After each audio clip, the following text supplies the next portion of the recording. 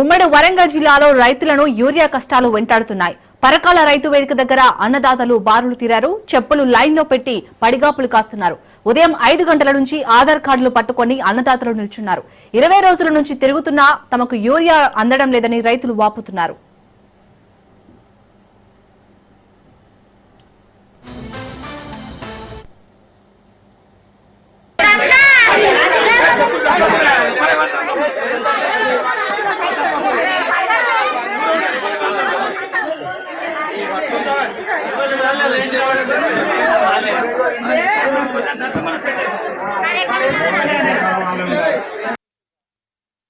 మొన్న 20 సార్లు మందులు లింక్ పెట్టిండు 20 దుకాణాల మొన్న రెండోసారి చల్లటానికి. ఇప్పుడు మళ్ళీ ఏం లేదని మళ్ళీ వచ్చినాం.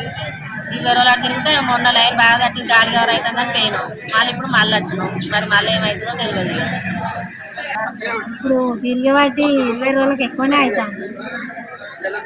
2 ఎకరాలు ఉన్నాయి కానీ పిండి బట్టలు వచ్చిందని చేస్తున్నాము. రోజు వచ్చి పోవులు ఏ పని చేసుకున్నామంటే పని అయితే లేదు. ఇక్కడైతే పిండి బట్టలు ఇదే తిరుగుడు అవుతుంది. చెప్పులు అయినా బిల్ సీసాలు అయినా ఆధార్లు అయినా ఇంట్లో ఎందరో ఉంటే అందరమే తిరుగుతాను. ఒక్క బట్ట వస్తుంది. ఈ తిరుగుడు మరి ఇవ్వాలన్నా వస్తాయో రావో ఏమవుతుందో. ఈ మందులకు కొట్టుకునే అవుతుందో సభ్యంగా మరి పోవడం అవుతుందో బట్ట వస్తుంది. ఇప్పుడు దుకాణంలో అప్పుడే తెచ్చుకునేవి వేసుకునేది ఏ రిస్క్ లేకుండా ఉండేది. ఇప్పుడు రేవంత్ అన్నని గెలిపి చూసాన్ని ఇదే అంకితం అవుతుంది. నాకు 2 ఎకరాలు 3 ఎకరాలు ఇక్కడ తిరగబట్టి 20 ఇది పోమంటే అడిగమంటే కొద్దిగా 4 గంటలు వేసి వచ్చి లైన్ పెట్టి ఆచారకి 20 మంది ఆడబెట్టి ఇక్కడ కూర్చున్నాం. 10-11 ఎకరాలు దిగుతాను. ఉమ్మడి వరంగల్ జిల్లాలో రైతులను యూరియా కష్టాలు వెంటాడుతున్నాయి. పరకాల రైతు వేదిక దగ్గర అన్నదాతలు బారులు తీరారు. చెప్పులు లైన్లో పెట్టి పడిగాపులు కాస్తున్నారు. ఉదయం 5 గంటల నుంచి ఆధార్ కార్డులు పట్టుకుని అన్నదాతలు నిల్చున్నారు. 20 రోజుల నుంచి తిరుగుతున్నా తమకు యూరియా అందడం లేదని రైతులు వాపోతున్నారు. రైతుగా ఇదే అంశానికి సంబంధించి పూర్తి అప్డేట్స్ మా ప్రతినిధి చంద్రశేఖర్ అందిస్తారు. చంద్రశేఖర్, వరంగల్ జిల్లాలో అయితే దాదాపు 20 రోజుల నుంచి తిరుగుతున్నా అక్కడ రైతులకైతే ఒక్క యూరియా బస్తా కూడా అందడం లేదని వాపోతున్నారు. అప్డేట్స్ ఏంటి? కానీ రైతుల యూరియా కష్టాలు అయితే తీరడం లేదు. ఒక పక్క నిత్యం యూరియా కోసం రైతులకు యుద్ధం చేయాల్సిన పరిస్థితి అయితే ఉమ్మడి వరంగల్ జిల్లా వ్యాప్తంగా ఉంది. ఒక పక్క సరైన సమయంలో యూరియా వేయకపోతే పంట దిగుబడి రాక తీవ్ర అప్పుల కూబిలో కూరుకుపోయే అవకాశం ఉందని రైతులు తీవ్రమైన ఆవేదన చెందుతున్న పరిస్థితి ఉంది. అందుకు కావాల్సిన యూరియా కోసం ఉదయమే 5 గంటలకే యూరియా సెంటర్ల దగ్గరికి వెళ్ళి ఇటు మహిళలు, వృద్ధులు అందరూ కూడా యూరియా కోసం క్యూ లైన్ లో నిలబడాల్సిన పరిస్థితి ఏర్పడింది. అంతేకాదు రోజుల తరబడి తిరుగుతున్నా కానీ ఒక బస్తా కంటే కూడా ఎక్కువ దొరకట్లేదు. అసలు సాయంత్రం వరకు లైన్ లో నిలబడ్డ వారికి యూరియా దొరుకుతుందా లేదా అని కూడా దొరికే పరిస్థితి కూడా లేదు. తీరా సాయంత్రం దాకున్న తర్వాత యూరియా ఈ రోజు ఇవ్వాల్సిన యూరియా అయిపోయింది, మళ్ళీ రేపు రాండి, లేదంటే స్టాక్ అయిపోయింది రేపు రాండి అని చెప్పేసి మమ్మల్ని పంపిస్తున్నారు. యూరియా కష్టాలు, యూరియా కోసం మేము పడే బాధతోనే మేము మనోవేదన పరిస్థితి ఉంది. ఇప్పటికే పొలాలు మొత్తం కూడా వదిలేసి ఇటు యూరియా సెంటర్లు బస్తాల కోసం యూరియా సెంటర్ల చుట్టూ తిరుగుతున్నాము.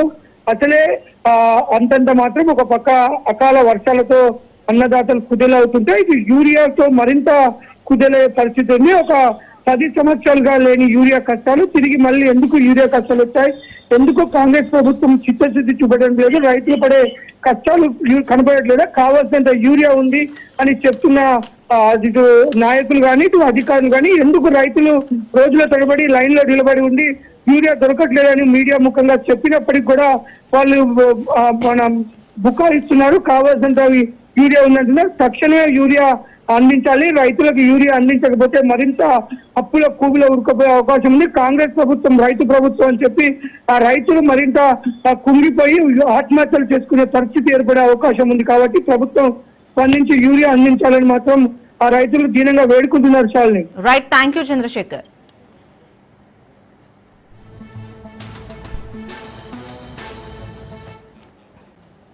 ఏపీలో ఉచిత బస్సు ప్రయాణం మహిళల మధ్య చిచ్చు పెట్టింది. ఎన్టీఆర్ జిల్లా పెనుగంచిప్రోలు నుంచి విజయవాడ వెళ్తున్న బస్సులో సీట్ల కోసం మహిళలు కొట్టుకున్నారు. వాటర్ బాటిల్తో ఒకరిపై ఒకరు విసురుకుంటూ దాడి చేసుకున్నారు.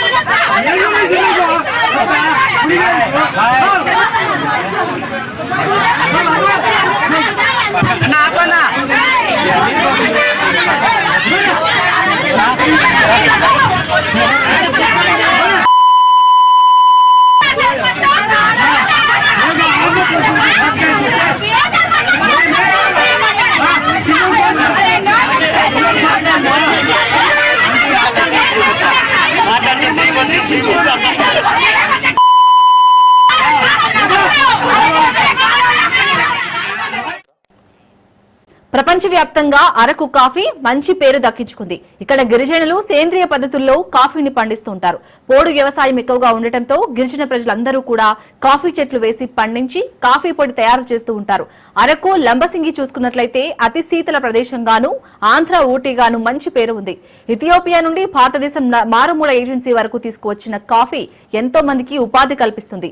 ప్రకృతి ప్రేమికులను మాయపర్పించే అందాలతో పాటు చక్కటి అరకు కాఫీ పర్యాటకులను ఎంతగానో ఆకట్టుకుంటుంది. దీనిపై మరింత సమాచారాన్ని మా విశాఖ ప్రతినిధి సూర్యప్రకాష్ అందిస్తారు. ఎంతో ఆస్వాదిస్తూ రుచులతో చేసుకునేందుకు అందరూ కూడా ఎంతో ఆత్రంగా కాఫీ ఏదైతే ఉంటుందో ఆ కాఫీ ఇథియోపియాలో పుట్టి ఎప్పుడు కాఫీ కప్పుగా అయితే అరకు కాఫీ కప్పుగా దాని ప్రయాణానికి బయటకు వచ్చింది. అసలు కాఫీ యొక్క పుట్టుపోవతరాలు ఒక ఇథియోపియా ప్రాంతంలో అయితే ఒక గొర్రెల కాపరి వాళ్ళు ఏం చేస్తుంటే అలా వాళ్ళ యొక్క మేకలను కాపాడుకుంటూ కూడా మేకలు మొత్తాన్ని కూడా వాటి ఆహారం కోసం అయితే అడవుల్లోకి తీసుకెళ్తున్న సమయంలో ఒక ఎర్రటి గింజలు లాంటి ఈ యొక్క కాఫీ కాయలు చూడడానికి పళ్ళులా కనిపిస్తుంటాయి, కానీ ఈ యొక్క కాఫీ గింజలు మొత్తాన్ని కూడా తీసుకొచ్చి అవన్నీ చూడడానికి అయితే ఒక పిచ్చి మొక్కల్లా ఉండడంతో అవి మేకలు తినకూడదనే ఉద్దేశంతో అయితే పక్కన పరిస్థితి పరిస్థితుంది. దాన్ని తీసుకొచ్చి స్థానికంగా ఎవరైతే ఉంటారో ఆ యొక్క ఊరి పెద్దల మధ్యలోకి తీసుకొచ్చి దాన్ని పెట్టిన తర్వాత అది కాసేపు వేడి చేసిన తర్వాత పక్కకి తీసి వాటర్లో వేస్తే ఒక డికాషన్గా మారడం, ఆ యొక్క స్మెల్ కూడా చాలా బాగుందని ఉద్దేశం గమనించి దాన్ని వాళ్ళు కాఫీగా అయితే దానికి అప్పట్లో ఇథియోపియాలో ఉండేటప్పుడు కాఫీ అంటే దాన్ని ప్రతి ఒక్కరు కూడా ఆస్వాదించవచ్చు అనే పేరుతో అయితే దాన్ని కాఫీగా కూడా అప్పట్లో నామకరణం చేసిన పరిస్థితి ఉంది. అక్కడ పుట్టి స్వీయ అనుభవం కొరకు అయితే దీన్ని వాళ్ళు తీర్చి ఎక్కడికక్కడ దాన్ని ఏర్పాటు చేసిన పరిస్థితి ఉంది. అలా రాను రాను క్రమేపా దాదాపు అరేబియన్స్ కూడా దాన్ని వాడే విధంగా అయితే 13వ శతాబ్దం వచ్చేసరికి అయితే అరేబియన్ అయితే వాళ్ళ ఇంట్లో కాఫీ ఉన్న వాళ్ళకే ఒక మర్యాద ఇస్తాం, వచ్చే వాళ్ళకి మర్యాద ఇవ్వడానికి కూడా కాఫీగా తీసుకొని ఆ యొక్క కాఫీ గింజలతో ఫిల్టర్ కాఫీస్ టైప్లో అయితే దాన్ని నూరి అప్పట్లో దీన్ని అంతా కూడా తయారు చేస్తూ ప్రతి ఒక్కరికి కూడా కాఫీ ఇవ్వడమే చాలా ముఖ్యంగా అయితే చెప్పే విధంగా అయితే చేశారు. కెన్ హవన్ అనే 1475 అయితే కన్స్టెంట్ నోపియల్ అయితే దీన్ని ప్రారంభించారు. తొందరలోనే దీన్ని రాజకీయ నాయకులు అలానే ఆధ్యాత్మికవేత్తలకి ఇలా ప్రతి ఒక్కరికి కూడా వీటిని అందించే విధంగా దేశ విదేశాలకు కూడా ఈ యొక్క ఇథియోపియన్ కాఫీ కాస్త యూరోప్ దేశాలకు కాఫీని తొలుత ఇటలీ నుండి అయితే ప్రయోగించి అలా ప్రతి ఒక్కరు కూడా దీన్ని ఒక వ్యాపారంగా కూడా చివరిగా వారి యొక్క ఉపాధిగా కూడా ఉపయోగించేందుకైతే ఆఫ్రికన్ వాళ్ళంతా కూడా ఈ కాఫీ పండ్లని ఆహారంలో కూడా వినియోగించే పరిస్థితి ఉంది. ఇప్పుడు ఆ అరకు కాఫీ కాస్త మనం అరకు కాఫీని కాఫీగా అయితే మనం చూడుకుంటాం. దాన్ని ఇప్పుడు ఇన్స్టెంట్గా అయితే చాలా చోట్ల అయితే ఈ యొక్క అరకు కాఫీ అయితే డిజైన్ చేస్తూ ఆ కాఫీ ఫ్లేవర్స్ని కూడా మనకి పరిచయం చేసేందుకైతే మొత్తం ఎక్కడికక్కడ అన్ని అభివృద్ధి చేశాడు. మనం చూడొచ్చు డిఫరెన్స్ అసలు మన ప్రపంచంలో ఎన్ని రకాలైన కాఫీస్ ఉంటాయో ఆ కాఫీస్ అన్నింటినీ కూడా ప్రజల్లోకి తీసుకొచ్చేందుకైతే ఎంతో మీరంతా కూడా ముందు తీసుకొచ్చి అందరికి అందించడానికి అయితే ప్రయత్నం చేస్తున్న పరిస్థితి ఉంది. అసలు ఈ కప్ కాఫీ ఎలా ఉంటుంది? ఒక అరకు కాఫీ కోసం ఇథియోపియాలో స్టార్ట్ అయినది కాస్త ఇథియోపియాలో మొదలైంది. ఈ రోజు అరకు కాఫీ అయితే మనం టేస్ట్ చేయబోతున్నాం. ఆ అరకు కాఫీ ఎలా ఉంటుంది దానిపైన పూర్తి వివరాలు అయితే అడిగి ఇక్కడ నిర్వహిస్తున్న అయితే తెలుస్తుంది. అసలు ఇంత ప్రయాణం ఎలా అన్నా అసలు ఇథియోపియాలో పుట్టి ఈ రోజు ప్రతి ఒక్క ఇంటికి కూడా కాఫీ చేరింది. అరకు ఏజెన్సీ ప్రాంతాల్లో ఈ యొక్క కాఫీని తీసుకుంటున్నారు. అసలు ఎలా చూస్తుంటారు, ఏమనిపిస్తుంది? కాఫీ అనేది చాలా వరల్డ్లో ఇక్కడ అరకులో coffee bean world number 1 bean ఇది అరబికా డబుల్. ఇప్పుడు ఏంటంటే 1920 నుంచి స్టార్ట్ అయ్యి ఇప్పుడు ప్రజెంట్ విస్తీరణ 3,50,000 ఎకరాల ప్రజెంట్ కల్టివేషన్ అవుతుంది పార్ట్ డివిజన్ మొత్తం. అంటే ప్రపంచంలో ఫస్ట్ కాఫీ హౌస్ అనుకుందాం ఇది అరకు వ్యాలీ. ఇప్పుడు మేము చాలా ఈ అరబికా AA అరబికా నుంచి చాలా వెరైటీ కాఫీస్, పీగురి, రోబస్టా మొత్తం కస్టమర్ని డిస్ట్రిబ్యూట్ చేస్తాం. ఇది అసలు అరకు కాఫీ అనేది అయితే పూర్తిగా దీన్ని ఏర్పాటు చేయడమే, ఇక్కడ రావడమే ఒక అయితే ఇక్కడ నుండి చివరికి దేశ విదేశాల్లో కూడా అందించడానికి అయితే ఎన్నో రకాలైన దాదాపు వాళ్ళు చెప్తున్న వెర్షన్ అయితే 1000 ఎకరాల్లో ఉండేది కాస్త ఇప్పుడు లక్షల ఎకరాల్లో కూడా తీసుకెళ్లేందుకు దీన్ని సాగు చేసే విధంగా అయితే అరకు పరిసర ప్రాంతాలు ముఖ్యంగా ఏజెన్సీ ప్రాంతంలో దీన్ని సాగు చేయడంతో ఈ యొక్క కాఫీ కూడా ప్రపంచంలో అలానే భారతదేశంలో మొట్టమొదటిగా ఈ యొక్క కాఫీ ప్లాంటేషన్ మ్యూజియం కూడా అరకులో ఏర్పాటు చేయడం, పర్యాటకులు కూడా దీన్ని అందించే ప్రయత్నాన్ని అయితే చేస్తున్న పరిస్థితి కనిపిస్తుంది. కెమెరామెన్ సాయి కిరణ్ తో సూర్యప్రకాష్, రాజేష్ విశాల్.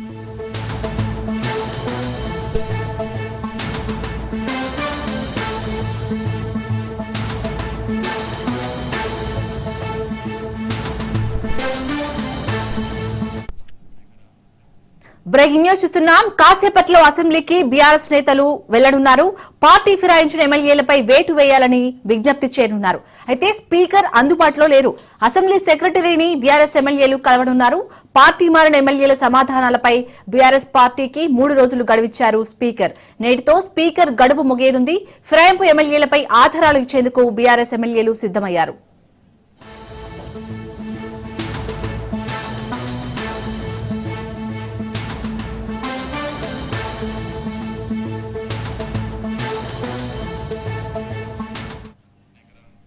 కాసేపట్లో అసెంబ్లీకి బీఆర్ఎస్ నేతలు వెళ్లనున్నారు. పార్టీ ఫిరాయించిన ఎమ్మెల్యేలపై వేటు వేయాలని విజ్ఞప్తి చేయనున్నారు. అయితే స్పీకర్ అందుబాటులో లేరు. అసెంబ్లీ సెక్రటరీని బీఆర్ఎస్ ఎమ్మెల్యేలు కలవనున్నారు. పార్టీ మారిన ఎమ్మెల్యేల సమాధానాలపై బీఆర్ఎస్ పార్టీకి 3 రోజులు గడువిచ్చారు స్పీకర్. నేటితో స్పీకర్ గడువు ముగియనుంది. ఫిరాయింపు ఎమ్మెల్యేలపై ఆధారాలు ఇచ్చేందుకు బీఆర్ఎస్ ఎమ్మెల్యేలు సిద్దమయ్యారు.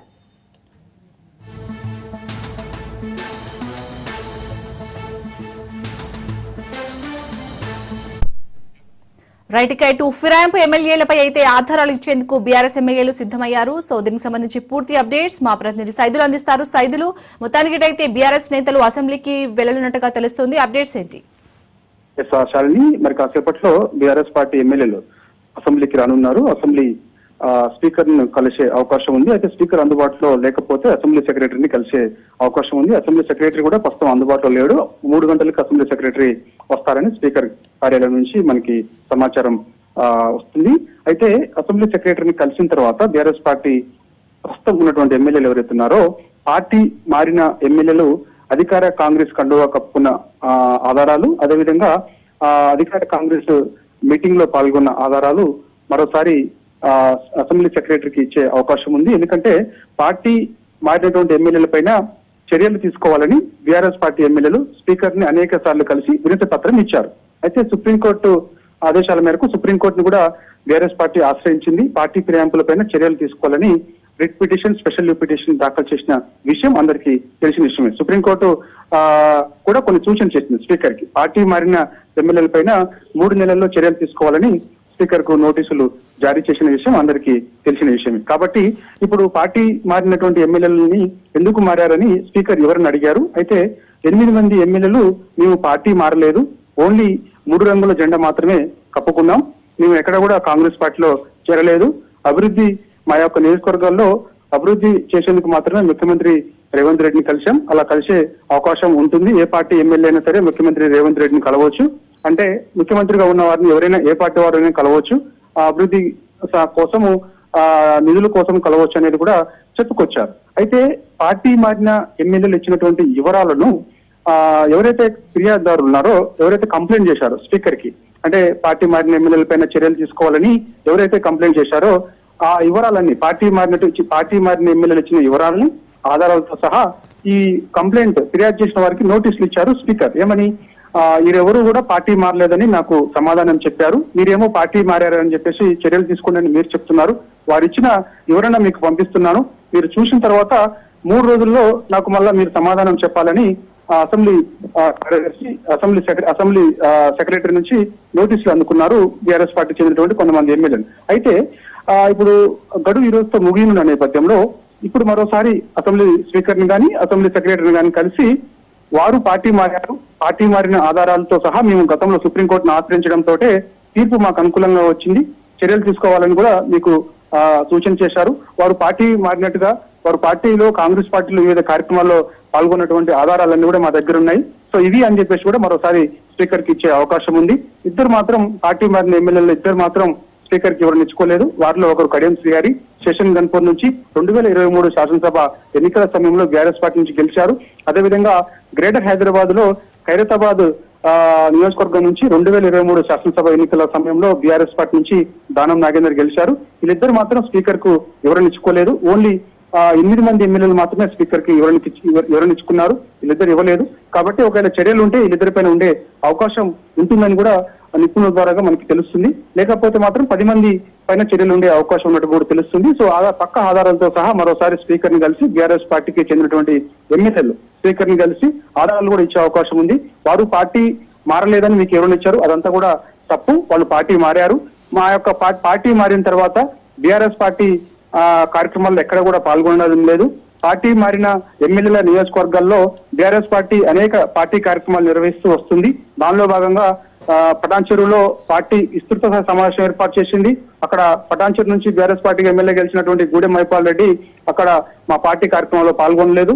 ఆ ఆధారాలు కూడా స్పీకర్ కి చెప్పే అవకాశం ఉంటుంది. దాని తర్వాత గద్వాల నుంచి ఉమ్మడి మహబూబ్ నగర్ జిల్లాలో 2 నియోజకవర్గాలు బీఆర్ఎస్ పార్టీ గెలిచింది. ఒకటి ఆలంపూరు, 2 గద్వాల నుంచి బీఆర్ఎస్ పార్టీ ఎమ్మెల్యేగా బండ్ల కృష్ణమోహన్ రెడ్డి గెలిచారు. ఆయన అధికార కాంగ్రెస్ గుడికి వెళ్లారు. అయితే ఈ మధ్య కాలంలో బీఆర్ఎస్ పార్టీ కూడా అక్కడ సభ ఏర్పాటు చేసింది. ఆ సభకు బండ్ల కృష్ణమోహన్ రెడ్డి ఆ సభలో పాల్గొనలేదు. కాబట్టి సో ఇలాంటి ఆధారాలను కూడా మరోసారి స్పీకర్ కు చెప్పే అవకాశం ఉంది బీఆర్ఎస్ పార్టీ. ఎందుకంటే పార్టీ మారిన ఎమ్మెల్యేలు తాము పార్టీ మారలేదని మీకు మాత్రమే చెప్తున్నారు తప్ప వాళ్ళు పార్టీ మారారు. పార్టీ మారిన తర్వాత అధికార కాంగ్రెస్ పార్టీ కార్యక్రమాల్లో పాల్గొంటున్నారు.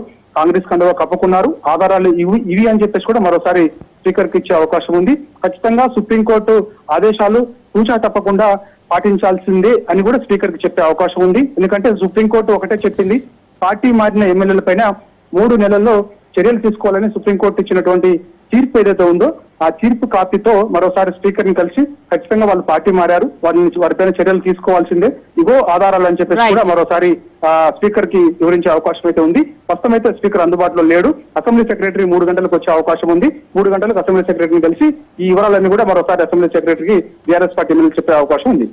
Right, thank you Saidulu. Khammam జిల్లాలో 2 రోజులుగా కురుస్తున్న వర్షాలకు సింగరేణిలో బొగ్గు ఉత్పత్తి నిలిచిపోయింది.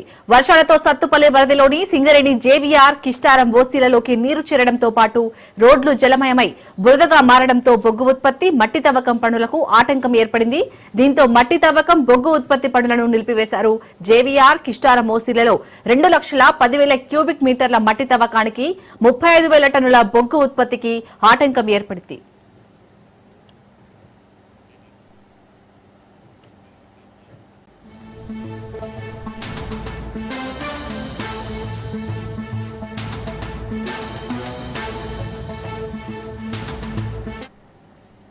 తెలంగాణలో యూరియా కోసం అన్నదాతలు అరిగోస పడుతున్నారు. సూర్యాపేట జిల్లా సర్వారంలో ఎరువుల కోసం రైతులు బారులు తీరారు.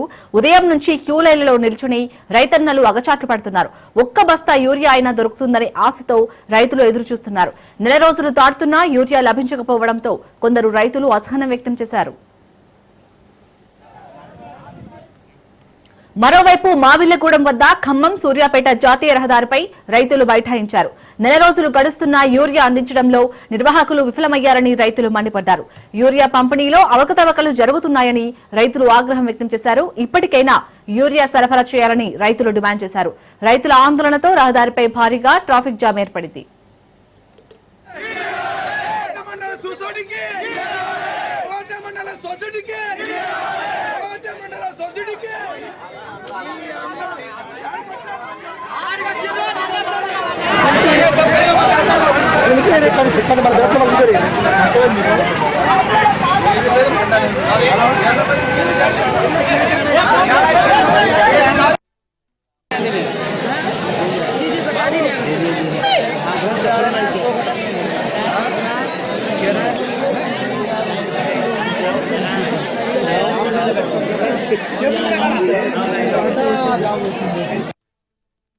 నా పేరు భూక్య రామ, రాయగూడ తండ మాది. 3 కానించి ఇప్పుడు దాకా వచ్చి ఉన్నాం కానీ దగ్గర 1000 సంఖ్యలో ఉన్నాం. ఒక బస్తా వస్తుందని చెప్పి ఇంటిమేషన్ ఇచ్చేటోడే లేడు. ఇప్పుడు వస్తుందనే గ్యారంటీ కూడా లేదు. వస్తుందో రాదో బార్లు కట్టుకుని ఉన్నాం, ఇంతవరకు రాలేదు. ఏం చేయాలో అర్థం కావట్లేదు.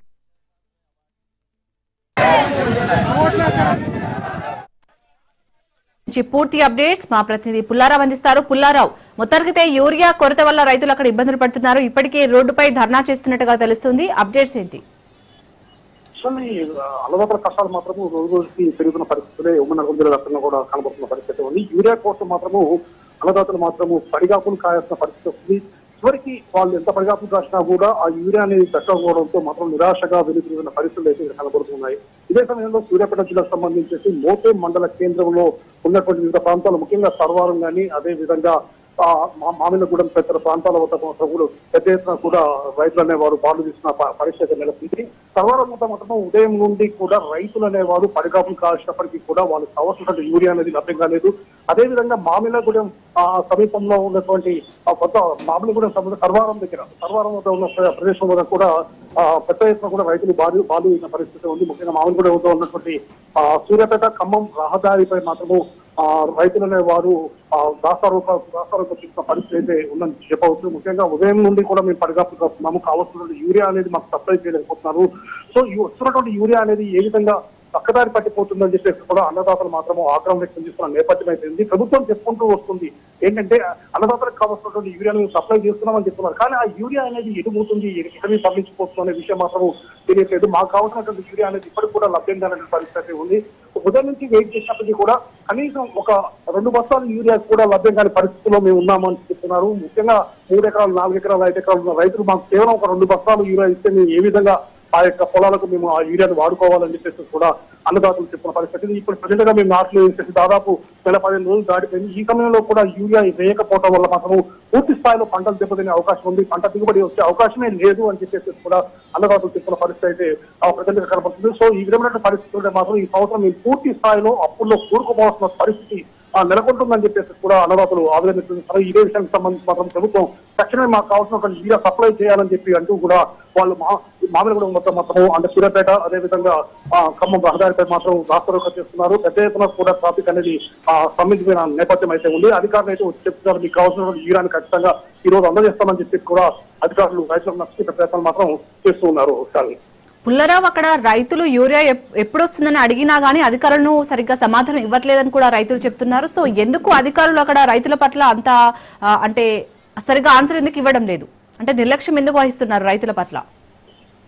రైతులు కూడా ఇదే విషయం చెప్తున్నారు. ఎందుకంటే ప్రభుత్వ పెద్దలు కానీ అదేవిధంగా అధికారులు మాత్రం చెప్పుకుంటూ పోతున్నారు మీకు కావాల్సినటువంటి యూరియా అనేది సప్లై చేస్తున్నామని చెప్తున్నారు. కానీ క్షేత్ర స్థాయికి వచ్చే వరకు అక్కడ మాత్రం యూరియా అనేది రైతులకు కావాల్సిన యూరియా లభ్యమైన పరిస్థితులు లేవని చెప్పవచ్చు. ముఖ్యంగా అన్నదాతలు ఇదే విషయానికి సంబంధించి అధికారులు ప్రశ్నిస్తున్నాము. శాఖ అధికారులు కానీ అదేవిధంగా జిల్లా కలెక్టర్ కానీ తదితర రెవెన్యూ అధికారులు కానీ అందరినీ కూడా ప్రశ్నిస్తున్నారు. మాకు కావాల్సినటువంటి యూరియా అనేది ఎక్కడికి పోతుంది, ఎందుకంటే మాకు కావాల్సిన యూరియా సంబంధించి మేము పంపిస్తున్నాము, లోన్లు పంపిస్తున్నాము అని చెప్పుకుంటూ పోతున్నారు. కానీ యూరియా అనేది ఎందుకు రావట్లేదు, అదేవిధంగా వస్తున్నటువంటి యూరియా అనేది ఒకవేళ లోన్ వచ్చినా కూడా దాంట్లో సగం యూరియా అనేది పక్కదారి పట్టిపోతుంది.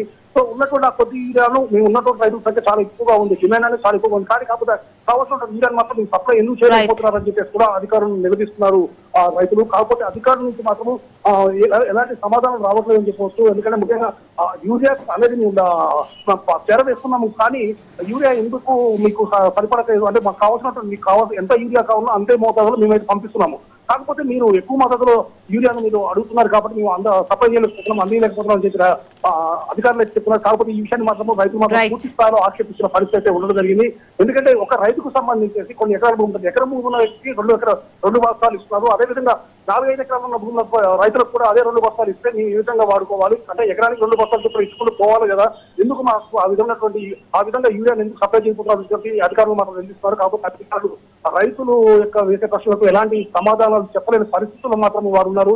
కాకపోతే రైతులకు మాత్రం ఒక భరోసా ఇస్తున్నారు, మీకు కావాల్సిన యూరియా ఖచ్చితంగా సప్లై చేస్తాము, మీ పంటలకు ఎలాంటి దోకాలు లేకుండా చేస్తామని చెప్పేసి మాత్రం అన్నదాతలకు మాత్రం నచ్చే ప్రయత్నాలు మాత్రం చేసుకుంటూ పోతున్నారు.